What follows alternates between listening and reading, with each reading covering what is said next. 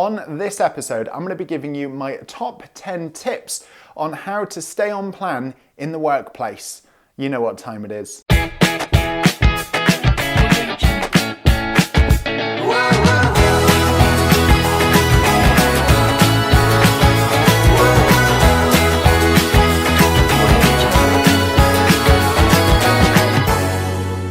Hey guys, welcome to Weighintime. I'm Patrick, and on this episode, my top 10 tips of how you can stay on plan and stay healthy in the workplace. Don't forget, the Sunday weigh-in is open, so pop all of your gains, your losses, your comments, your tips and tricks in the comment section below. And also, of course, if you haven't done so already, please like, comment, and subscribe. I'm going to start this top 10 list with number 10, and that is drink water. I keep saying it and I will say it every single day.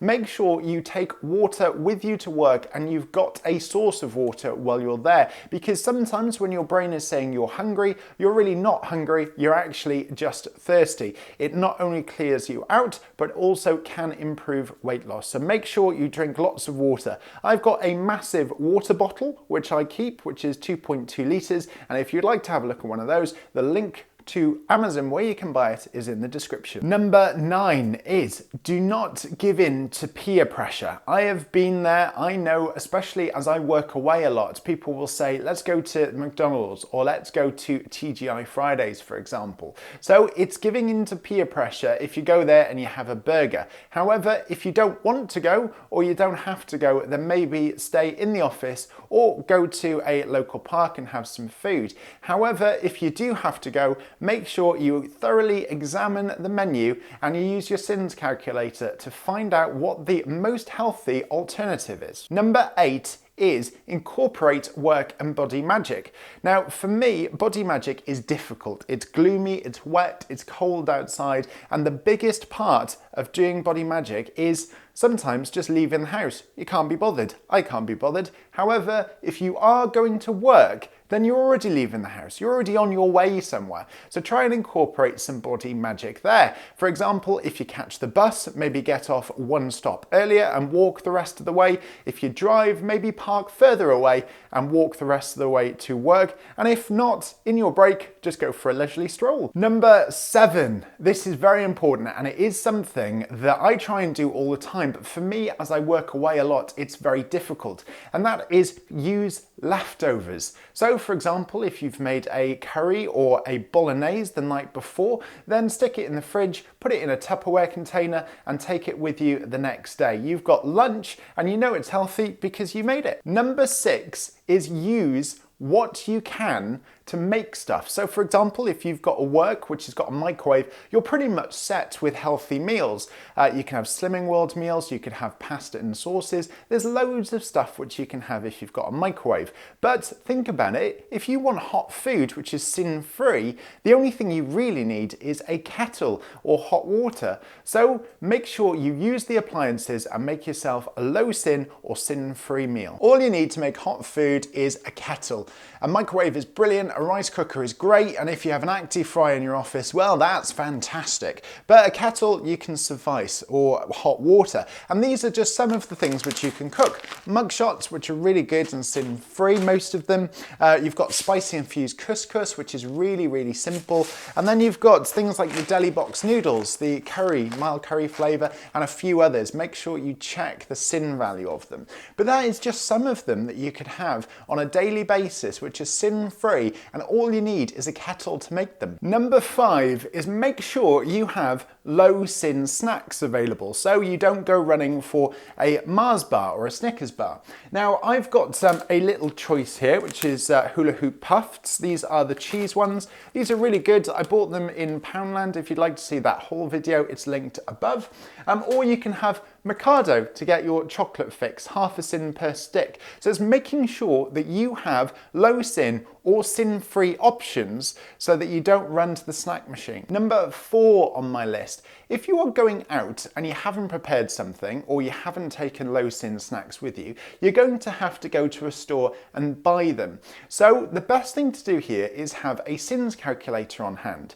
So for example, if you are near a McDonald's, you'd think that's completely out of the question. However, if you have a chicken and bacon salad from McDonald's, it's only a sin and a half. And possibly pop to Tesco and get yourself some lighter and light mayo, and then you've got a delicious lunch, which is healthy with a nice sauce, and it's cost you 2 sins. The next option is a hay potato or a spudge you like. I know that these are chains which are starting to pop up all over the place. You can have a jacket potato with beans. I always count 2 sins roughly for a jacket potato which hasn't been made by myself, and also make sure you don't have any butter with it. There are many options available to you if you are going to a fast food place, because they obviously have healthy options, but remember to use your sins calculator and also just think sensibly about it. If it's a salad and there's no dressing on it and the chicken's being grilled, you know it's more than likely going to be free. And make sure, as I said, you take sauces with you. You could take salad dressings, Caesar dressings, which are 1 sin, half a sin, and also take lighter than light mayo, which is half a sin. And then the most important part of buying any meal out is not necessarily the food, but the sauces are quite high in sugar and high in fat. So if you take your own sauces with you, then that's half of the problem. And number 3 on my list is a very obvious one, and that is make sandwiches. You'd be surprised by how many people who are trying to stay on plan, they don't make their own sandwiches and take it with them. You could have a BLT, you could have chicken, you could have ham, you could have whatever you wanted in the sandwich. And then if you're going to be having the Kingsmill crustless wholemeal bread, then you get 3 slices. So you can make that sandwich a club sandwich, and it's still using your healthy extra B for the day. And with your sandwich, you can also have a bag of crisps. Number 2 on my list is use your healthy extras. So you can have a great sandwich, you can have coffee and work, but what I would probably say with the milk is make sure you get yourself a container of the amount of milk that you're allowed. So for example, if you were to go for almond milk, you could have 500 millilitres or a litre of the normal original almond milk. So it's worth planning ahead with your healthy extras and making sure that if you have a sandwich for lunch, you don't actually need to use that bread for dinner. And number 1 on my list is plan ahead. If you know you're going to be doing 5 days where you're going to be in an office or in a store every single day, then make sure you have an idea in your head of what you're going to have. So make sure you always have meats which are available in the fridge, or corn which is available, and you can have it in sandwiches, or you can just have it to snack on. The biggest thing about work is that you might be bored. Let's face it, who's bored in work? Everyone. So make sure you have snacks to snack on throughout the day, and all of that is part of planning.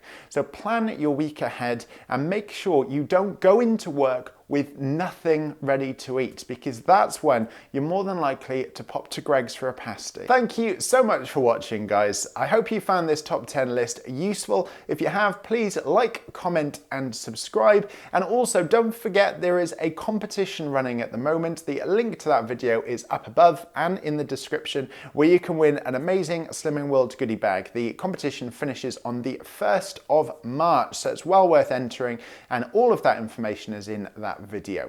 Have a look at weighintime.com as well. The community on there is brilliant. I'd love you to be part of it. So whatever time of day it is, have an amazing morning, afternoon or evening, and I will catch you next time for another Weigh In Time. I'll see you soon. Thank you guys. I hope you found this top 10 list Hi guys. I've already said hello. Why am I doing the ending? What am I saying now? Am I saying goodbye, aren't I? How do I say this? Thank you so much for watching, guys.